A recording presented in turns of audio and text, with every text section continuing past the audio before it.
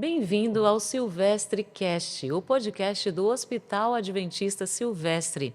Esse lugar maravilhoso que fica cercado por uma natureza esplêndida e temos nada menos do que o Cristo Redentor como nosso vizinho. Então eu te convido a vir aqui para conhecer esse lugar, pelo menos para tirar uma selfie, não para vir por motivo de doença, tá bom? E lembrando também que por aqui salvar é a nossa natureza. A cada episódio a gente vai trazer profissionais e especialistas de saúde que possam te dar dicas e orientações para que você tenha um estilo de vida com mais qualidade e que você conheça um pouquinho mais sobre você, o seu corpo, as funções que ele desempenha e como você pode cuidar melhor de você e da sua família. No nosso episódio de hoje, a gente vai falar um pouquinho sobre o câncer. Como superar o câncer? A gente trouxe aqui uma história de coragem e esperança, para que isso possa te inspirar. Afinal, a gente está dentro do mês de outubro, que traz muito esse assunto da saúde da mulher, principalmente com o câncer de mama, câncer de colo de útero. Então, vamos conversar um pouquinho sobre isso e eu te convido também a seguir a gente nas nossas redes sociais. Para procurar é bem fácil. Acesse pelos nomes das nossas unidades: Hospital Adventista Silvestre, Centro Médico Adventista Silvestre e Hospital Adventista Silvestre de Itaboraí. Bom, sem mais delongas, vamos apresentar os nossos convidados de hoje. É o Dr. Alan Bernac. Eu falei certo, Dr. Falou, Alan? falou. Ele é cirurgião plástico. Eu vou deixar que ele se apresente melhor. Bem-vindo e obrigada por aceitar o convite. Obrigado, Silvestre Cast, pela oportunidade de dividir um pouquinho e tentar também dar um pouquinho de esperança para quem sofre um pouquinho com o câncer de mama. Eu sou Alan Bernac, sou cirurgião plástico formado pelo Instituto Vipitangui, especialista da Sociedade Brasileira de Cirurgia Plástica. Já trabalho com cirurgia plástica há mais de 20 anos. Atendo no centro médico, né? Já vai fazer... Tem 9 anos e meio, mais ou menos. Acho que a Ângela foi até uma das primeiras pacientes. Que legal. 9 anos e meio, atendo também no meu consultório na Lagoa e por aí. Tá bom, obrigada. E para participar com a gente também, a dona Ângela Cristina. Não vou falar o seu nome todo, eu vou deixar que você se apresente melhor. Muito obrigada por aceitar o nosso convite para compartilhar a sua história com a gente. O prazer foi meu. Meu nome é Ângela Cristina de Carvalho Moreira. Eu fui uma das primeiras pacientes do doutor Alan. E isso já estamos fazendo quase 10 anos, né? 9 anos e meio, 10. E Bom, começa contando para a gente um pouco da sua história. Como é que foi que a senhora descobriu que tinha um câncer? eu sempre fiz minhas consultas periódicas com a minha ginecologista, que também é mastologista. E na mamografia deu que eu tinha um grupamento de microcalcificações. Então, ela disse que eu teria que operar, porque isso pode se tornar um câncer. Eu fiz a biópsia, não era câncer, mas que era bom retirar por precaução. Sim. E aí, com isso, eu acabei fazendo 4 cirurgias no período de um ano, porque eu retirei, aí deu infecção, operei de novo, aí deu bactéria, eu operei de novo e mudei de médico para experimentar um outro cirurgião, que foi o doutor Alain. E aí ele fez a outra cirurgia, mesmo assim ainda tive bactéria, mas fiquei boa com os antibióticos. Foi um período difícil, porque os antibióticos eram muito fortes, mas eu consegui superar todo esse período com muita ajuda, né, da família, do marido. E como é que foi para a senhora assim receber esse... Porque é um diagnóstico muito Exato. difícil, é quase que um atestado já de desesperança É. para a pessoa, né? Como é que foi receber essa notícia? Foi um vazio, né? Faltou o chão. Foi aquele vazio e agora... Bom, e agora nós vamos fazer o que tem que ser feito, né? Vamos atrás do que pode ser feito. E a família A família apoiando? foi fundamental, meu marido indescritível, foi assim, meu braço direito o tempo todo, cuidando o tempo todo. Até porque foram várias cirurgias e quem cuidava de mim era ele. foi assim, fantástico, porque eu tinha medo, inclusive, por se tratar de um câncer de mama, né, de uma coisa que eu ia retirar. Tem esse processo para a mulher que eu acho que é muito difícil, Questão da autoestima, a né? autoestima, mas ele não deixou em momento nenhum o desânimo abater, e foi tudo certo, foi tudo bem. Até que a senhora encontrou o doutor Alan, né, doutor Até que eu Alan? encontrei, doutor. Quando a paciente recebe esse diagnóstico de câncer de mama, realmente falta o chão, né? E aí você tem que...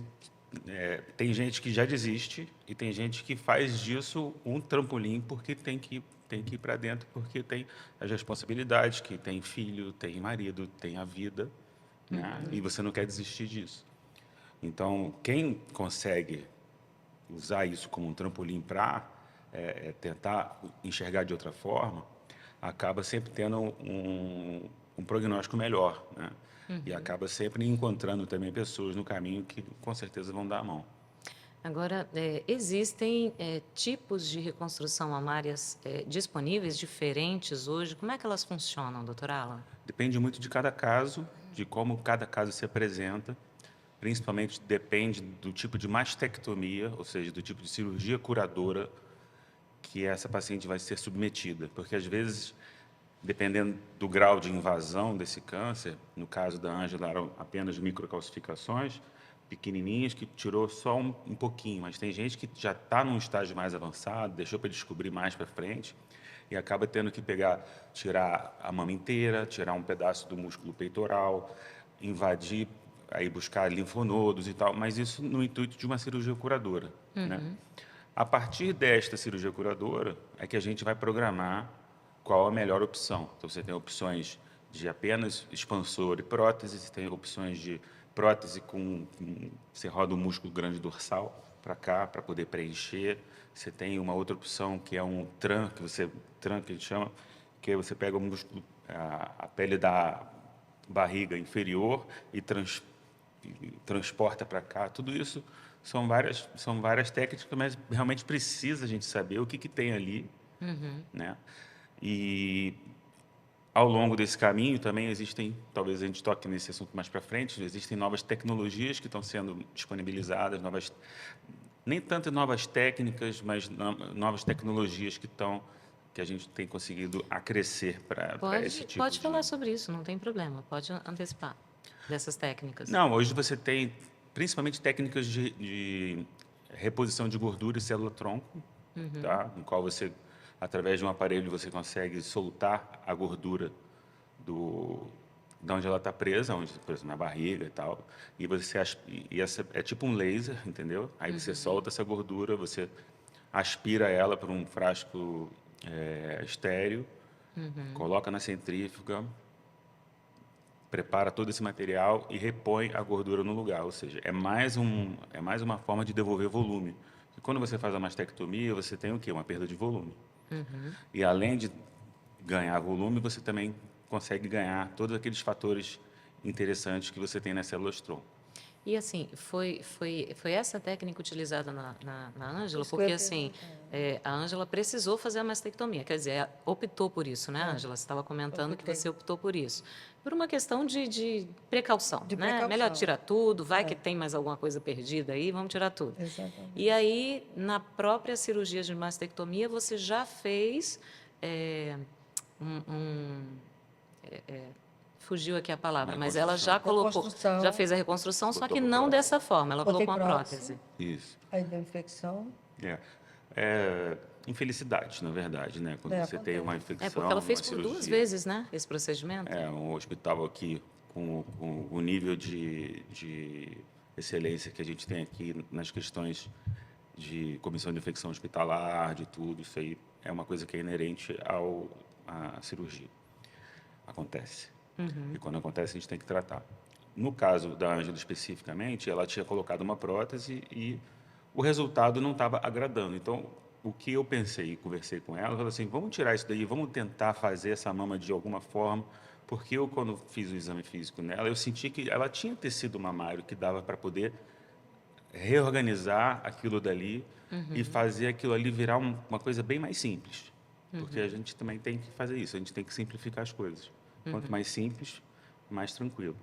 E aí a gente conseguiu, utilizando alguns conceitos do professor Pitangui mesmo, de montar pilares mamários e tal, a gente conseguiu devolver um volume que foi agradável, que ela não estava, passou a não se sentir mais mutilada, porque é uma sensação que a mulher tem depois de uma cirurgia dessa.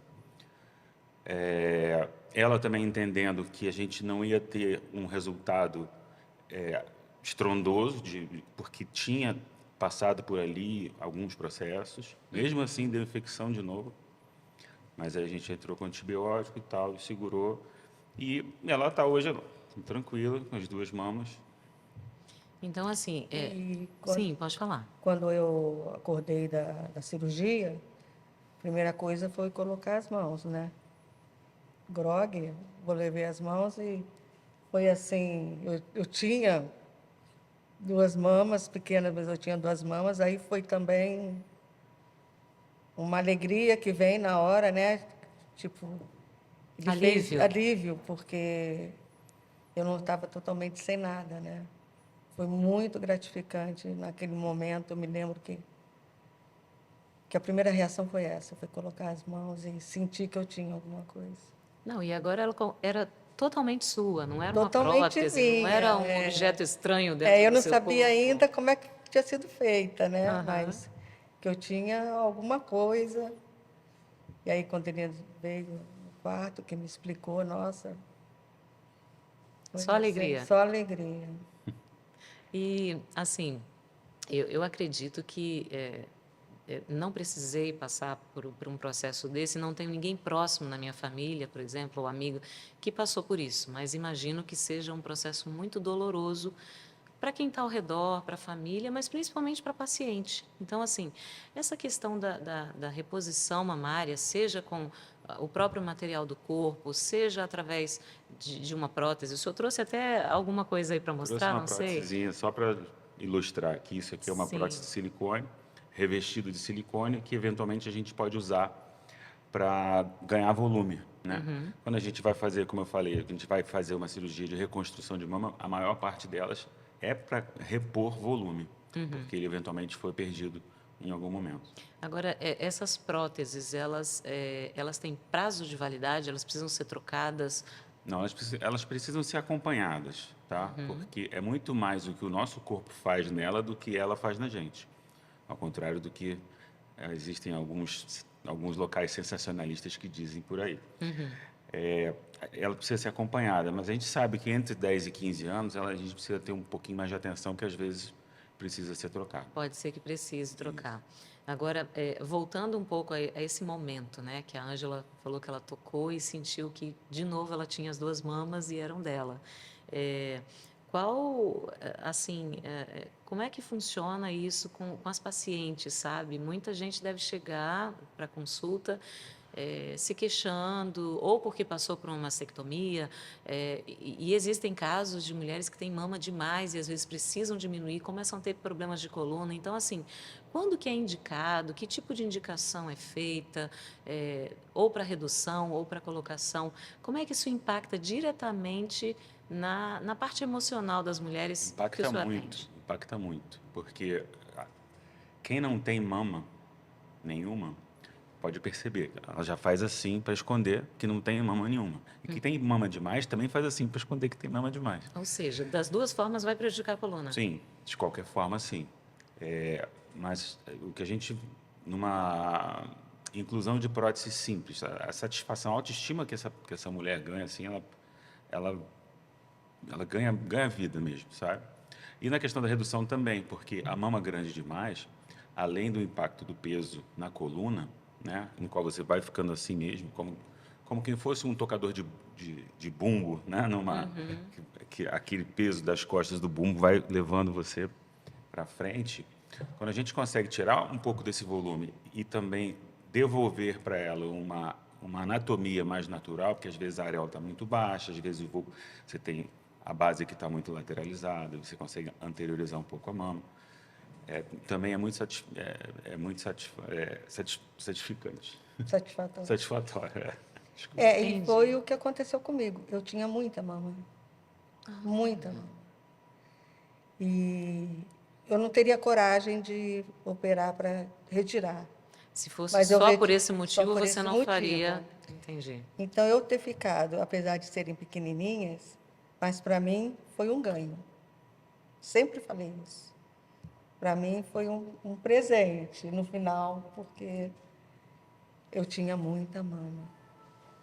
E aí E aí resolveu dois eu resolvi problemas 2 problemas. de uma Eu vez acho que só. é por isso que eu não fiquei também depressiva, eu não Ah, tive esse processo. nunca percebi a Ângela depressiva, Não, não. Ela não estava tive, eu sempre não tive confrontando e buscando solução. solução. Todos os Sempre problemas que positiva. surgiram, vamos lá, o que que eu posso fazer, o que que eu tenho que fazer, o que que nós vamos fazer. É isso aí. Agora, quais são os maiores desafios que o senhor enfrenta, doutor Alan, durante uma cirurgia de reconstrução? Tem algum fator que impeça a mulher de fazer uma cirurgia dessa ou não? Não, inclusive é garantido, né, por lei, que a mulher, depois do diagnóstico, agora eu não sei qual o tempo, acho que até 2 ou 3 meses ela tem que operar. Isso tá, é uma lei que existe, e pelo SUS, né? Não é nem do plano de saúde, não. Sim. E a reconstrução imediata deve ser oferecida. Tem alguns senões em relação a isso, porque quando você começa uma cirurgia, você não sabe como é que ela vai terminar. Quando você começa uma mastectomia, você não sabe se você pega aquele pedaço de tecido que provavelmente está com câncer, vai para o patologista. A patologista fala, ó, a margem ainda está comprometida, então você tem que ir lá e tirar um pouco Tira mais. mais. Aí, de novo, a margem ainda está comprometida, aí você tem que tirar um pouco mais. Então, o cirurgião plástico que está aqui aguardando a cirurgia terminar, ele Porque a vai só mastectomia é feita pelo pelo mastologista. mastologista, Isso. sim. O cirurgião plástico que está aguardando essa cirurgia terminar, ele fica a todo momento, ó, agora eu troquei de planejamento. Aí, ó, Vai precisou um mudando. pouco mais, não, troquei também de novo e tal. Se for o caso até, isso tem que ser conversado antes da cirurgia, se for o caso até, não vai ser feito nada. Vamos esperar e vamos fazer isso num segundo tempo, porque às vezes a invasão é tão grande que é melhor a gente Aguardar. aguardar do que só colocar uma coisa ali por colocar, né? Então, casos maiores assim dessas reconstruções que eu falei aqui, de pegar o músculo das costas ou de pegar a pele da barriga, geralmente são casos que a gente acaba fazendo depois, em casos desses que a gente prefere esperar. Aí espera cicatrizar e tudo. Uma coisa muito importante de falar é que nem sempre a mama, ou nem sempre não, nunca vai ser igual à mama que é do outro lado, mas vai ter sempre algum volume parecido para que a mulher não se sinta, né, sem uma parte. E assim, independente da mulher fazer ou não colocação de prótese e tudo mais, as mamas elas são simétricas? As mulheres elas já têm as mamas simétricas ou sempre tem uma diferenciação? Ou só quem amamenta que vai ter alguma diferenciação? Tem isso ou elas são iguais? Toda mulher tem mamas assimétricas. São Elas assimétricas, são gêmeas, mas não são iguais. mas não são iguais. Tá. Ou seja, ninguém pode reclamar se depois da cirurgia ficar um pouquinho o que a gente, diferente, não, né? a gente tenta sempre deixar o mais próximo uma da outra. Sim. Mas mesmo assim, cada uma tem a sua particularidade, mesmo sendo assim, uma do lado da outra. Né? Então, a simetria ela é importante também nessa parte da reconstrução. Entendi. Agora, existe. Eu não me lembro se eu já perguntei isso, mas se tem risco ou complicação associado à cirurgia de reconstrução mamária. E a Ângela passou por isso, né? Ela teve infecção, teve que tirar e tudo mais. Você Então, tem outros riscos também, né? Porque depois da reconstrução de mama, pelo menos depois do início dela, a maioria das pacientes vai para a radioterapia. E aí a radioterapia provoca na pele a gente chama de radiodermite, que é como se fosse uma inflamaçãozinha na pele. E se você coloca uma prótese ali embaixo, geralmente essa prótese acaba destruindo, ou seja, acaba apontando na pele e aí você tem que tirar. Então, o paciente que é candidata a uma radioterapia, dependendo do tipo histológico do câncer, Geralmente a gente prefere deixar ela fazer a radioterapia e fazer a reconstrução depois. Posterior, para não acontecer isso. Porque aí a gente tem como... Porque a radioterapia, ela provoca um processo cicatricial naquela região. A pele fica mais endurecida, é mais difícil trabalhar, né? Tem mais fibrose e tudo. Então, é melhor a gente trabalhar com essa pele depois desse processo. Entendi. Ângela, agora como é que foi para você esse processo de recuperação após a cirurgia de reconstrução? Foi difícil?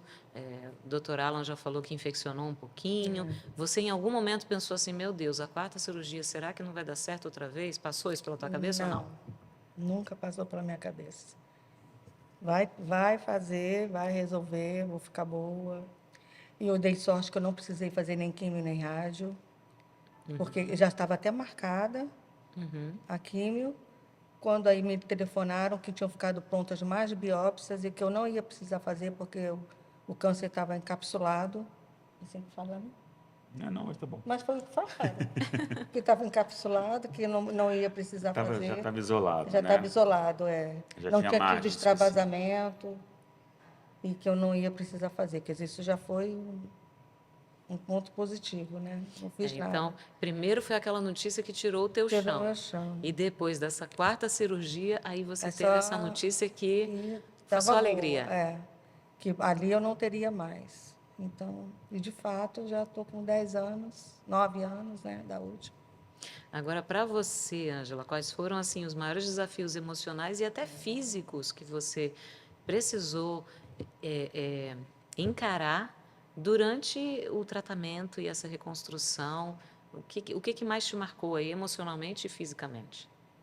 Emocionalmente, foi que eu cheguei a perguntar, porque eu sou casada, eu tinha tirado as mamas, e agora? Aí a gente sentou, chamei para sentar, uma conversa séria, que vou ser franca, que se quisesse separar, seria um caminho, né? Porque eu agora não tinha mais as minhas mamas. Mas ele não, de forma alguma, isso não muda nada. E, de fato, já estou casada há 49 anos Parabéns. e não mudou nada, absolutamente nada. Pelo contrário, ele que cuidou, né? Foi sempre muito carinhoso, sempre atencioso, sempre me acompanhou, né? Sempre.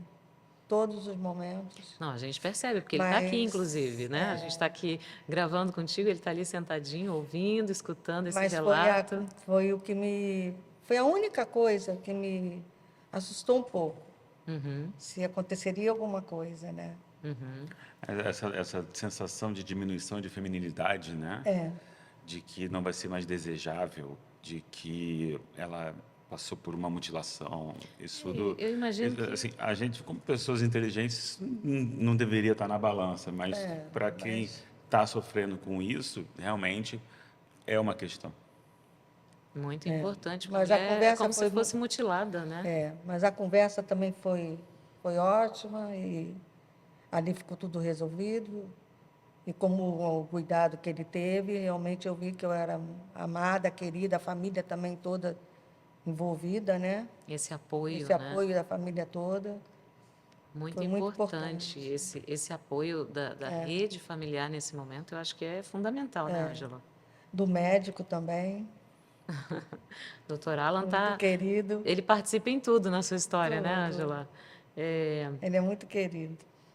bom, como é que a sua vida mudou depois de você passar por essa experiência, né? Porque primeiro você recebe a notícia que tira o teu chão, aí você termina uma cirurgia e sente que você tem suas mamas de volta e passa por uma fase que de repente pode dar errado pela quarta vez, mas aí supera, vence esse obstáculo. E aí? E Quando aí as passa isso coisas tudo? foram entrando nos eixos, aos pouquinhos. Eu ficava sempre naquela, o que vai acontecer mais, né? Uhum. Mas, graças a Deus, não tive mais nada, nenhuma intercorrência. E aí foi um dia de cada vez, na recuperação. E tudo bem, Não teve não mais tive a problema. depressão, eu não tive nem antes, nem durante, eu não tive esse problema. Que bom. Minha cabeça não ficou ruim. Isso é muito Tudo eu importante. resolvia comigo mesma e sempre positiva, que ia dar certo, que ia dar certo. E, doutora Alan, que cuidados pós-operatórios a mulher deve ter? E eu falo mulher porque eu acredito que a maioria das pessoas que fazem essa cirurgia é mulher, mas a gente sabe que tem homens, né, que tem essas questões que querem às vezes trocar o sexo e tudo mais, que também devem fazer esse Não, tipo de cirurgia, mas, você tem câncer de mama masculino também, mas que também precisa que fazer também é reconstrução? preciso, Ah, que também é interessante, não preciso. sabia. Porque se você tem um crescimento anormal da glândula mamária masculina, que é chamada de ginecomastia, Uhum, entendeu? Essa glândula, ela não é protegida pelo hormônio feminino. A gente não tem hormônio feminino. uhum, Vocês têm um hormônio feminino que protege a glândula sim. dos hormônios masculinos, né? E precisa ter atenção sobre isso, porque você precisa tirar aquela glândula ali, porque ela tem um risco, ela tem um potencial. Não, Então, e essa doença também existe. Fora essas questões sim, de de gênero e gênero e tal, tal. os cuidados pós-operatórios geralmente são aqueles que eu sempre entrego. Então, são como vai ser feito o curativo, qual postura que você tem que ter na hora de estar dormindo, em quanto tempo você vai poder dormir de lado, não pode dormir por cima da cirurgia. Se a cirurgia tiver dreno, tem que saber manusear o dreno, tem que saber esvaziar o dreno, contar quanto drenou, comunicar ao médico, né? Movimentação do braço também, porque às vezes você opera a mama, você pode mexer até aqui, não tem problema, mas não pode ir para cima e nem para trás, por exemplo, né? E em quanto tempo a gente consegue liberar? Geralmente a gente vai liberar com 3 semanas. Aí depois tem a questão de retorno a exercício, atividade física. Então, tudo isso é passado para o paciente logo no dia seguinte. Eu geralmente tenho uma cartilha que já vai lá com todos os com Eu todos imagino que os até para coisas. pentear cabelo, alguém tem Isso. que fazer isso. O O banho banho, alguém tem que lavar a ajudar, cabeça, porque pentear o Não cabelo. pode, né? Tá escrito lá até quando pode começar a namorar, eu escrevo lá, Para evitar qualquer problema, para né? evitar Qualquer qualquer problema. complicação. Agora, a reconstrução mamária, a Ângela já falou sobre isso, mas o que o senhor acompanha no consultório, né? Como é que essa reconstrução ela influencia na autoestima e na qualidade de vida das pacientes? Você tem dois tipos de reconstrução, né? Que é a reconstrução imediata e a reconstrução tardia. Eu tenho uma tendência a gostar mais da reconstrução tardia, porque você consegue oferecer mais técnicas, né? Você consegue estudar melhor o caso, e o resultado final, às vezes, ele é melhor do que se fosse uma reconstrução imediata. Porque a paciente entra com duas mamas que são iguais ou parecidas, mas uma tem um problema, e ela sai com mamas diferentes, né? Quando você tem reconstrução tardia, já houve um processo de perda.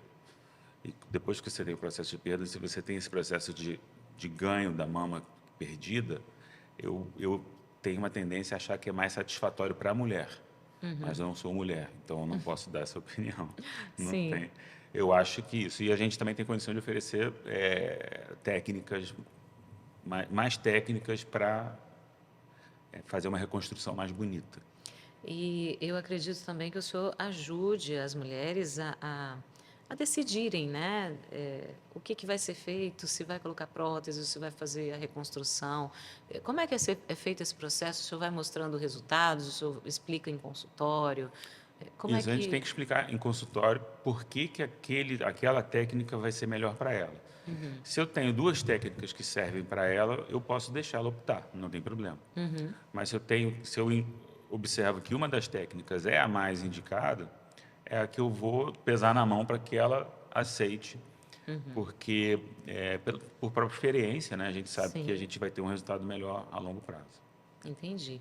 Agora, o que as pacientes devem saber sobre cicatrização, o resultado final da cirurgia de reconstrução? Porque eu imagino que muitas pessoas que chegam ao consultório chegam com uma idealização dessa cirurgia e talvez possa acontecer, não por uma falha sua ou erro, né, da cirurgia em si, mas assim, de repente termina a cirurgia, passa um tempo, ela fala, mas doutor, mas não era isso. acontece esse tipo de coisa, então que orientações elas devem receber e o que elas devem saber para que isso não aconteça? Geralmente não ocorre isso, não. A gente tem que explicar bastante, né? Sim, e por favor, não estou dizendo que isso acontece. Não ocorre muito. Mas tudo isso tem que ser muito conversado, porque você entender o grau de expectativa do outro é difícil, você tem que se colocar muito naquele lugar. Eventualmente, a gente sempre pede para que o paciente leve foto do que ele acha bonito, se gosta de chamar atenção, não gosta. A gente tem que ficar identificando pormenores. Às vezes, existem questionários pré-operatórios nos quais também você coloca lá quem é a sua referência de beleza, o que você acha disso, o que você acha daquilo, e a gente tenta captar esses pormenores, essas nuances. Para chegar o mais próximo Mais próximo possível do e que ela está entender o que ela está imaginando. querendo de fato. Mas, logicamente, que existe um subjetivo que a gente não está livre. E um subjetivo pode estar assim, tá tudo bem, encontrou com a amiga, não gostei, pronto, aí ela passa a não gostar também. É fácil assim, Nossa, assim, rapidinho, muda o vento. entendi. Entendeu? Então tem que ter a questão da cicatrização, ela vai passar muito mais no cuidado pós-operatório e numa coisa que é inerente a cada um, que cada um cicatriza da sua forma. O Né? corpo vai reagir de forma diferente, Isso. né? Então você tem cicatrizes que a gente chama de cicatrizes patológicas, que são a cicatriz queloide e a cicatriz hipertrófica, que geralmente acontecem quando há mistura de raça, de etnia, melhor dizendo. Sim. Raça não pode mais falar. Né? Quando você mistura etnias, você tem a cicatrização defeituosa. A gente tem que saber também se posicionar quando essa cicatriz começa a se mostrar, e geralmente é por volta do 4º mês que ela começa a se mostrar, e a gente tem que ser efetivo, né? Tem que combater com o que a gente tem aqui hoje, que é corticoide, radioterapia superficial de pele, são essas coisas assim. Eventualmente até ressecar a cicatriz, botar uma nova, tratar de novo e tal. E existe alguma coisa que possa impedir uma mulher de fazer esse tipo de cirurgia? Não. Nada, não tem nada que impeça. Não tem. Ela tem que... quando a paciente entra no consultório, a gente pergunta o que a gente pode ajudar. E aí ela tem que se mostrar inconformada com alguma coisa e pedindo uma opinião para saber se dá para fazer alguma coisa. E que coisa é essa e como ficaria. E aí ela compra a ideia ou não, mas depende muito dela. Entendi. Ângela, uma pergunta para você, né? De que forma a sua vida mudou depois que você passou por toda essa experiência, né? Primeiro você ficou sem chão, depois você ficou feliz. Passou até pela tua cabeça que talvez você tivesse que se separar do marido, mas ficou tudo bem, hoje vocês continuam casados e felizes. Depois de passar por tudo isso, hoje como é que você se sente? Com a recuperação, que correu, apesar dos percalços, mas no fim correu tudo bem, eu vi que eu tinha o resto de vida ainda. Tenho filhos, depois eu tive netos, já tinha alguns, depois nasceram outros. E a família, né? Junto. E eu nem penso mais nesse assunto. Esse assunto, para mim, Passou. passou, ficou para trás, porque deu tudo certo. Está tudo ótimo para mim. Não fiquei com problema nenhum, porque é menor, porque tirou. Ainda teve um detalhe, que eu tive câncer em uma mama, mas foram tiradas as duas. Não sei como, ninguém sabe como. Foram autorizadas a retirar as duas. Não, é porque Foi. quando você Mas faz uma foi mesmo. reconstrução imediata, você, em busca da simetrização, você faz a retirada do tumor da mama que está doente, faz a reconstrução e depois você faz uma simetrização. Pode fazer. Você faz uma mamoplastia no outro lado. Não é uma... Que foi feito junto, na uma mesma mastectomia. Você faz a mamoplastia para que elas fiquem próximas, para que essa sensação de coisas diferentes que você sai de lá, ela seja que eu achei minimizada. que ia sair diferente, que aí sim poderia. É, porque se deixasse como estava, ficaria uma maior, outra Maior, menor. Sim, aí teria que tinha operar mais. de novo, né? Uhum. Para poder fazer a simetrização de Então deu novo. tudo certo, a vida que segue. Foi bem assim. Ângela, que conselho que você daria para mulheres que estão, de repente, recebendo esse diagnóstico e estão sem chão nesse momento? Ai, coragem. Não tenha medo, coragem. Dá tudo certo, tem como dar tudo certo. Ir em frente, procurar seus médicos, fazer o que tem que ser feito. E coragem. Eu acho que é não ter medo. É difícil não ter medo, mas porque o medo ele aparece, né? Uhum. Mas acho que a coragem para superar e ir em frente, porque dá para superar. E depois tudo passa. Tudo fica lá atrás. Que foi o que aconteceu comigo. Como é que você enxerga esse seu presente e futuro depois dessa sua cura maravilhosa? Ah, futuro, disso eu não vou morrer. Não por isto. Mas vivendo a vida normalmente. Como eu falei, sou casada, tenho meus filhos, netos, família, tenho mãe. Então, tive todo esse apoio e vida normal, vida que seguiu. Consegui superar, eu acho que foi uma superação. Agradeço muito a Deus, né? Primeiro, né? Agradeço a Deus. E os médicos, né? Que me atenderam, que quiseram ficar com esse sentimento também de superação. Está aqui. E é isso. Vida que vai para frente. E que as mulheres procurem, não tenham medo, que acho que o medo faz fugir do consultório. Acho que muitas mulheres não vão por medo do que pode encontrar. Então, isso é muito importante, porque nem sempre a gente vai sofrer tanto. A gente sofre, mas tem solução. Os casos não são sem solução. Então, eu acho muito, muito importante que procurem. Porque se procurar, acha. Doutora Alan, a gente tem a história da Ângela, que é uma história de final feliz, que deu tudo certo. Mas a gente tem, infelizmente, também histórias que não terminam tão bem assim, né? É, como médico que atende centenas, eu não sei quantas mulheres aí ao mês, ao ano, o que o senhor diria para mulheres que estão passando por isso nesse momento, que estão sentindo esse medo, né, de repente voltar ao consultório e que, né, vai ter que passar por uma reconstrução, já recebeu um diagnóstico difícil e tal, o que o senhor diria para elas? Você tem que pensar, essa pergunta tem várias respostas, né?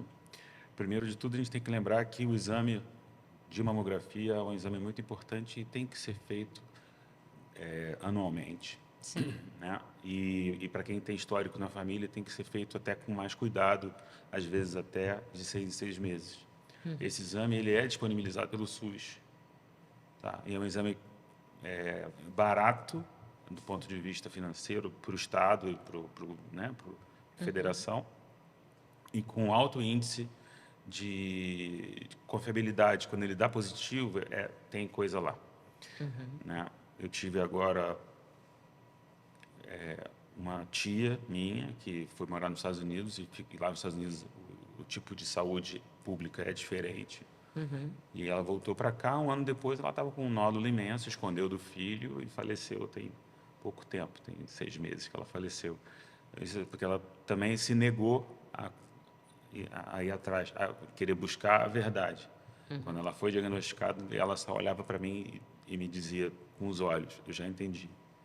E eu não podia mais fazer nada. A gente conseguiu até colocar ela no INCA e tudo, mas não teve mais jeito.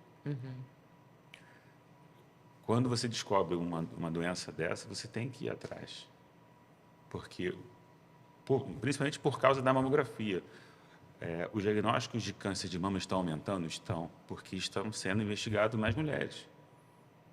Se tivesse fazendo uma mamografia por ano No Brasil, não ia identificar nenhum caso de câncer de mama no Brasil durante quantos anos? Mas estão sendo feitos muitos exames. E isso faz com que o diagnóstico seja precoce. E o diagnóstico sendo precoce, a chance de cura é infinitas vezes maior. E entra também essa questão, né?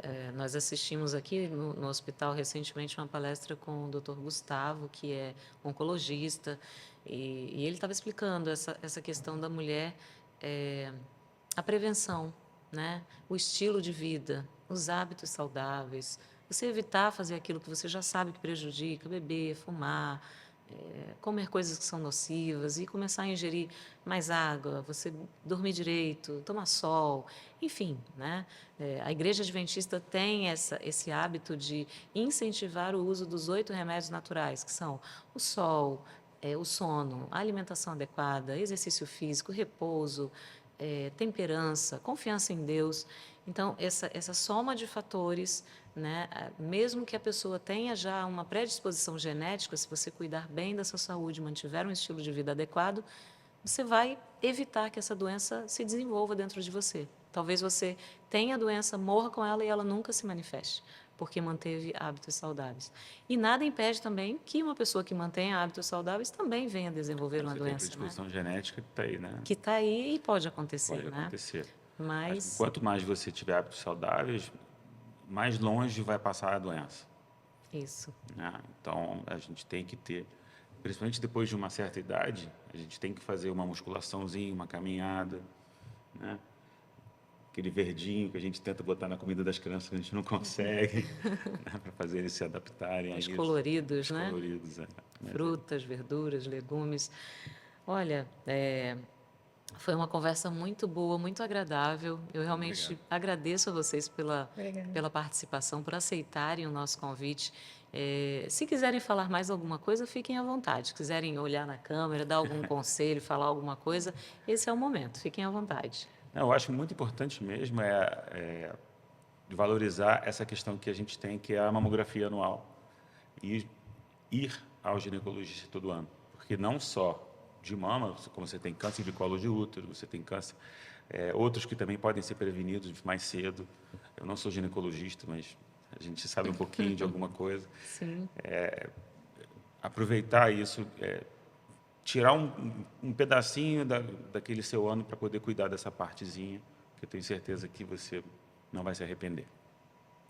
É isso Em aí. relação a isso, eu vou cada 6 meses e vou na oncologista também.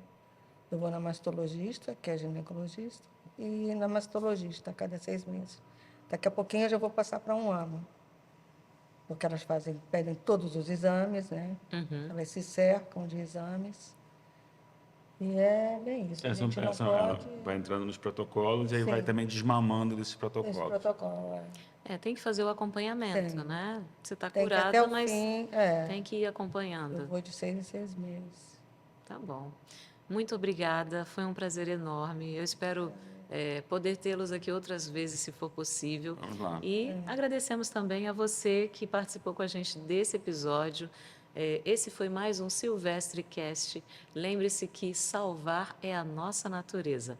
Até o próximo episódio e fique com Deus.